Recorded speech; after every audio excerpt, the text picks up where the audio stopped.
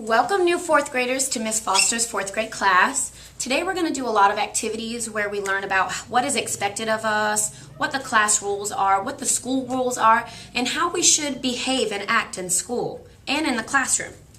One of the major things that we need to discuss is think. Before you speak, you need to think. And you might be thinking to yourself right now, oh, well, I do think before I talk because I always want to get the answer right, so I think about the answer first and then I shout it out. Well, that's not always necessarily the case. We don't always think, T-H-I-N-K, before we speak.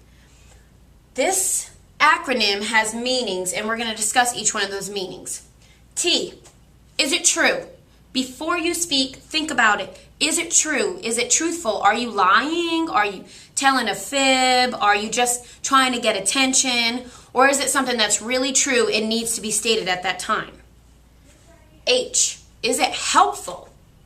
What you have to say, is it going to help the class? Is it going to help the students? Is it going to help me? Is it going to help everybody around you? Is it going to benefit them? If it's not going to be helpful, then maybe you should think a little bit more about it, and if you really should say it. I, is it inspiring? Does it make other people want to do good? Is it going to make the students in our class, oh, man, is it going to make them think I can do this? Is it going to inspire them to do great things? Or is it going to do the opposite and maybe make them feel bad about themselves? You really need to think about that before you speak. N, is it necessary? Do you have to say it? If you don't say it, will everything still be okay? Will the lesson go on as planned? Will everybody still participate? If so, then I wouldn't recommend saying it.